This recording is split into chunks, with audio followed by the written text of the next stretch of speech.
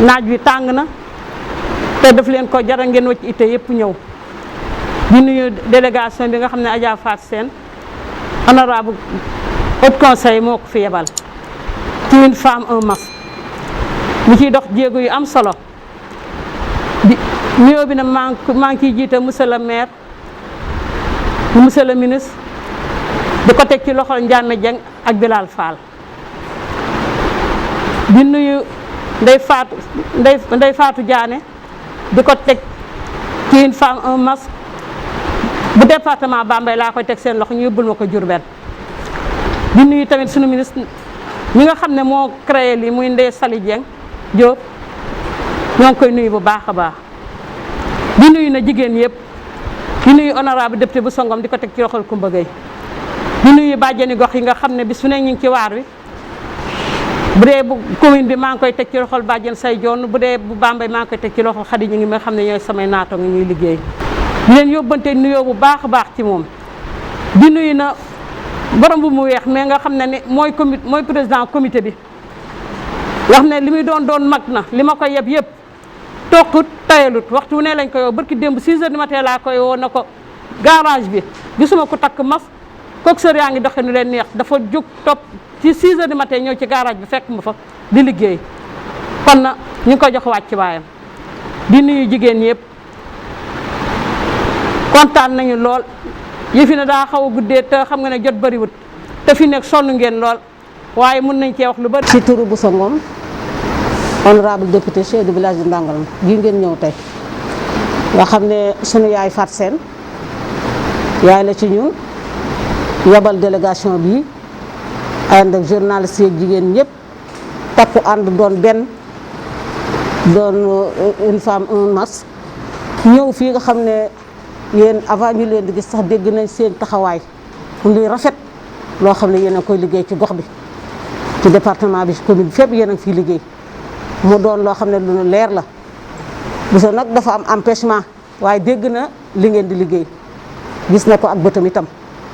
waaye dafa am empêchement démb rek la fi jóge waaye mu ngi leen di sant mu ngi leen di gërëm di teg bëtam jëlee ko ci ministre bi mu dellu si fii wàcc ci gox yi goxu xaat yi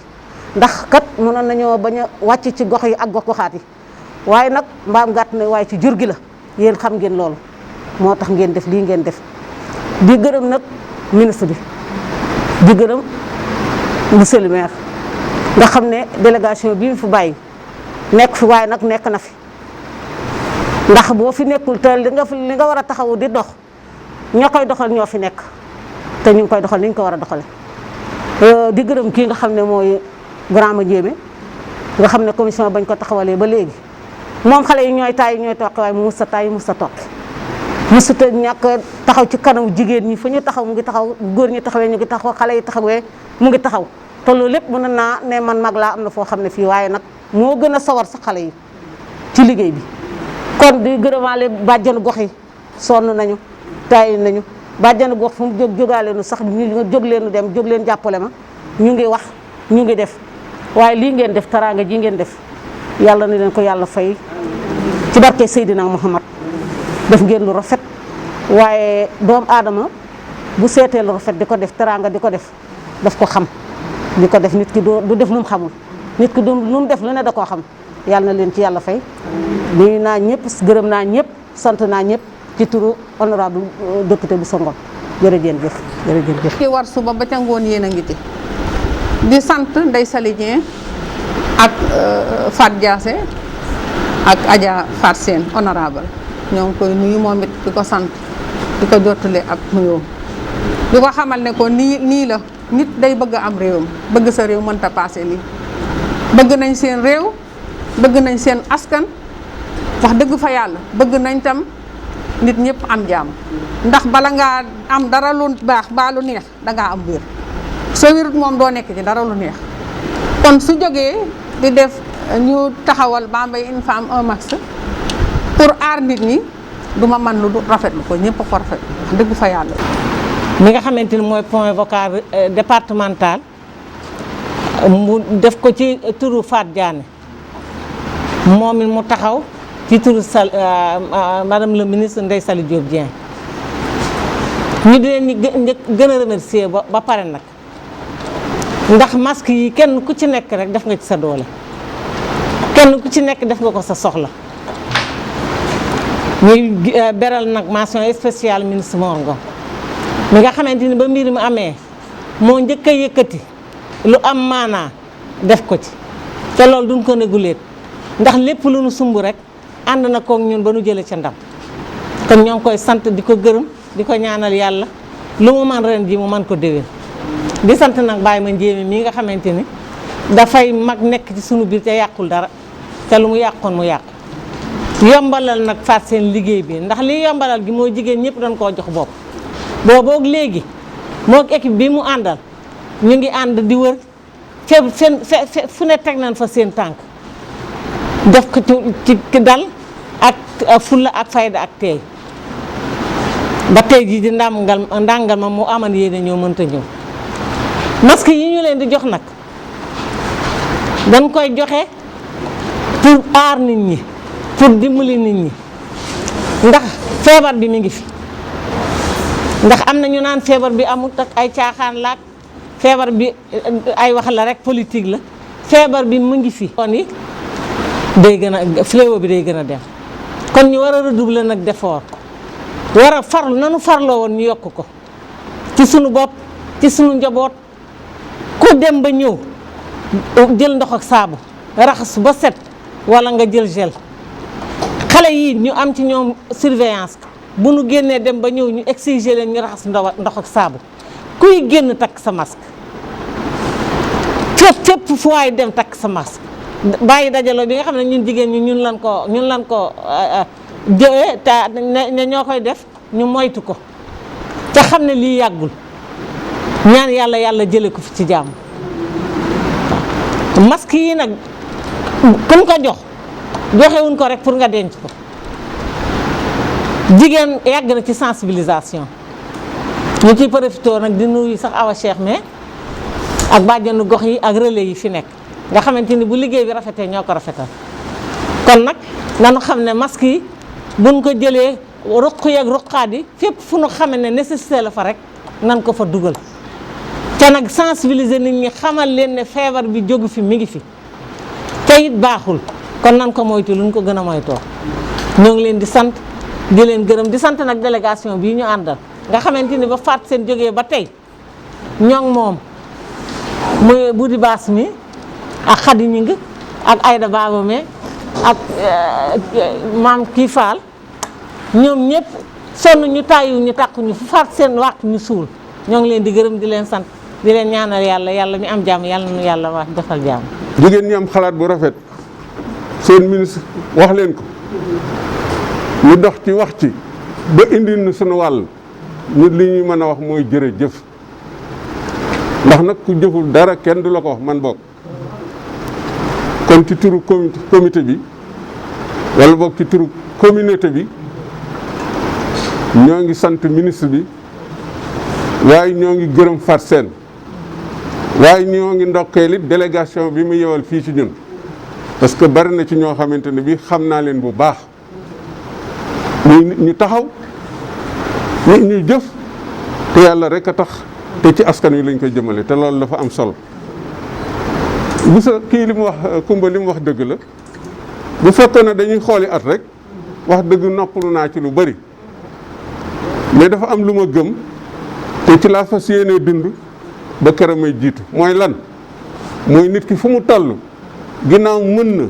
na ko mënal aw askanam te nekk gi may nekk seen biir gis naa li muy jariñ mooy maa ngi soññ ndaw ñi ci ñu xam ne yëf yi ñoom ñoo ko moom dañ leen di gunge mag la ndaw jigéen kon loolu laay jéem a jëmbat fii te nangul nañ ma ko nag kon ñoom tamit maa ngi leen di sant bu baax délégation bi jógee Bambey dama wax ne su fekkoon ne beneen jamono la ay sabar lañ leen di teeroo loolu li muy wane mooy bég nañ ci yéen waaye nag fi jamono ji toll ak li leen tax a jóg soññante ak waxante jërëjëf rek moo ci yell te loolu lañ leen di defal li ci des message la bu may lancé parce que dama ko xas a tàmm moom bu ma gisee nga xawal la nga rek ma ne la sëñ bi wala soxna si takkal parce que defe naa loolu lañ may doyit kon yéen ñi ñu indil masque yi rikkiwaay bu ma ci tase nit ci mbedd bi ana masque bi mu ngi nii ci sama pochette yooyu amul njëriñ dañ ko joxe pour ñu takk ko te metti na nag mais boo ko xasee tàmm jeex na parce que man fi mu ne damay xëy yendoo masque bi ba ngoon te du ma ko yëg tàmm la rek te dama wax nag ne ku ko tal ku ne da ngaa wér mënumaa nooyi mën a la boo feebaroon ñàkk a nooyi googaay gën a garaaw takk masque bi foofu mu ngi gërëm bu baax a baax jigéen ñi dina wax rek ne rikkiwaay bu ñu demee bay saytu di natt nañ gis ne jigéenu commune bi ñu ngi takk masque parce que nag ñoom joxe ñu ko nii rek di dem foog ñu saytu ko natt ko ba xam joxe bi ñu ngi ko jox ñu ngi koy jëriñoo wala déet man mi tamit dinaa ko natt parce que day bokk ci suñu rapport bu ëllëgee li ñuy fësal fi may jeexale mooy gërëm taskati xabaar yi parce que noonu lañ leen di tudde te damay wax ne xabaar yi buñ ko tasul njëriñ du mën am parce que fi mu nekk nii li ëpp ci communauté bi war a jël masque yi fekkee ñu jotaay bi ñan ñooy tax ñu xam ko mooy ñii kon seen message yi ngeen di lancé ñu ngi leen ciy gërëm bu baax te di leen ñaanal yàlla di ñaan yàlla na yàlla dàq mbas mi waxuma ci Sénégal mais ci àdduna bépp ndax damay faral di wax ci sama discours ne bu nu ñaanee mu génn Sénégal te génn ci àdduna yi day dellu siwaat parce que sénégalais ngi fépp te sénégalais ko indiwoon fii maa ngi sant ñëpp di gërëm ñëpp di wax awa jërëjëf ci taxawaay bi par seen nee ko sa nijaay nee na sant na gërëm na mu ngi leen di ñaanal yàlla seen équipe bi yàlla na ko yàlla téyel boppam parce que li ñu gis mooy day daal dans suñu xel ndax suñu diggante seen diggante ak suñuy jigéen yéen a ngi matale ñoom bu ñu matal it man gis naa ne yéen a ngi matal kon ñu ngi leen di sant di gërëm Bambey parce que amuñu lu dul Bambey amut lu dul ñun foofu la ñuy tënk wax ji di balu ak ñëpp nag lu ci dëngit nag mu njee may jéem a waxantu rek waaye sama sañoon lépp jub lépp neex a dégg lépp ñëpp jariñoo ko di leen waxal ne képp ku mu mën di nekk da nga koy xoolee dayoow ki nga xam ne moo ko yónni muy honorable Fatou Sène madame Fatou Diané wala ñuy wax le ministre Ndeye Saly Diop Dieng di leen dalal jàmm di rafetlu li nga xam ne tey moom ngeen fi def muy indi masque yi tey pour jox ko jigéen ñi nga xam ne moom mooy jigéenu ndàngal bi mais bala may ñëw ci loolu dama bëgg a revenir encore ci slogan bi une femme un masque di lu am solo loo xam ne ni tey bu fekkee ne respecté nañ ko jàpp naa ne feebar bi mën na deltu ginnaaw bu baax a baax parce que tey boo xoolee au niveau national au niveau international tendance bi mooy jigéen ñi léegi ñoo ëpp góor ñi tendance bi léegi mooy jigéen ñi li ñu déplacé wu góor ñi duñ ko déplacé wu tendance bi mooy jigéen ñi fi ñu dugg góor ñi duñ fa dugg donc ñooñu ñoo gën a nekk vecteur de transmission ba nga xam ne ñoom buñ jëlut matuwaay ya ca war rek musiba mën naa am donc slogan bi da di lu am solo di lu rafet loo xam ne nii xaj na peut-être ñu ngi koy wax nii rek mais importance bi nga xam ne am na ko xaj na peut-être xamuñu ko carrément di wax ne à part bu ngeen ko defee ba pare ma njéeme wax na ko léegi liggéey boo gis dafay am noo xam ne nii noonu lay tëddee mais lii nii tey bu ngeen ko deful woon jàpp naa ne ñi nga xam ne dañ nekk ay autorité muy politiciens yi wala politiciens yi wala ñu takk ndomb ak tànk askan wi dinañ leen ko laaj parce que tey bu dara jógee lu mu mën di nekk ni ko xale yi waxee war nga ci mën a taq rip mais lii dafay wane ne combat bi yéen a ngi ci xeex bi yéen a ngi ci te taq ngeen ci rip muy wane ne ak toujours ne bu dee mbiru politique ñu ànd ceeg yéen bu dee mbiru développement ñu ànd ceeg yéen bu dee mbiru xeex aussi ñu ànd ceeg yéen kon nag ñu ngi leen di sant di leen gërëm ba ngeen amee xel moomu ne nañ jógkat wax ci dox ci def ci ngir que xeex bii nga xam ne ñun ñëpp ñoo ko bokk maladie bi mu deltu ginnaaw dañ leen koy sant di leen ko gërëm ba ngeen amee xel mi ak mën-mën bi ak oyofte gi ak nangoo def ci di wax ne lii nii tey mën naa deltu ginnaaw tax mën naa tax feebar bi deltu ginnaaw ci fànn yu bëri comme ni ma ko waxee woon léegi mais liggéey boo gis lii ngeen def am na phase bu ngeen commencé woon mooy collecte bi toll ngeen ci phase distribution bi mais damay jàpp ne y a une autre phase boo xam ne mooy suivi évaluation bi te di ngeen ci dem xanaa di ngeen ne ñun kat femmes yi ñu masque yi ñu joxoon femmes yu ndàngal ma ban njariñ la leen andil est-ce que ñoom ñëpp ñu ngi takk masque wala ñoom ñëpp takkunu masque wala ban indicateur moom moo ñu permettre ñu mën a xam lan leen joxoon am na njariñ wala amul njariñ donc loolu di du nekk lu am solo moo lay permettre tey ëllëg si biir buñ bëggee taxawaat ci beneen liggéey dinañ mën a tirer ay leçons ci lii nga xam ne moom lañ doon def lan moo ci nekkoon ay jafe-jafe lan moo ci nekkoon ay avantages la ci nekkoon ay jafe-jafe ñu mën koo moytu. donc sensibilisation bi da di lu am solo parce que jàpp nañ ne xeex bi li ci ëpp solo mooy prévention bi te prévention bi mënuñu ko def te jaaruñu ci sensibilisation bi te lii ngeen di def la cee bokk non seulement yéen a ngi sensibiliser mais aussi yéen a ngi poser ay actes yoo xam ne nii c'est dans le sens de la prévention ñuy ñaan yàlla feebar bi duggagu fi yàlla bu mu fi dugg mais tey ñaanuñu ko yàlla mais tey bu fi duggoon tamit ak actes yi ngeen di def une femme un masque te jàpp naa ne femme bi ci boppam muy daanaka borom kër gi ku jigéen ki bu takkee masque doomam dana takk keneen dana takk xañ na da ngeen ko commencé ci une femme mais dafay law ci ñi nga xam ne ñëpp femme bi daanaka moom moo leen yili faale bien sûr donc loolu da di lu ci am solo tey ñaanuñu ko yàlla mais tey bu fi duggoon tey mën naa bañ a sori mën na bañ a sori parce que transmission bi mën na bañ a gaaw parce que nit ñi ñu ngi takk ay masque ñu ngi koy takk ni ñu ko war a takkee ñu ngi koy takk fi ñu ko war a takk donc vraiment maa ngi guddal mais encore une fois de plus dañ leen di sant di leen gërëm au nom du ministre Mor Ngom encore dama koy waxaat tey buñ toogee fii di wax moom moo ñu jox ndigal ñu toog teeru leen ñu toog wax ak ñoom en tant que institution donc sant nañ ñëpp gërëm nañ ñëpp mais ñu ngi ñaax ñi nga xam ne tamit ñoom ñooy faamu ndàngal ma parce que tey nit ki bu demee ba defal la dara lim la defal war nga kaa wan ne ko lii nga ma jox man maa la ko gën a bëgg ni ma la ko gën a bëggee mooy nin ma ko sante ma koy defee noonu tey buñ génnee ci mbedd mi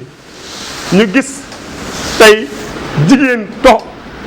takkul masque dinañ ñun kat lan doon wut ndàngal ma wala lan bëggoon ndàngal ma amut une femme une masque boobu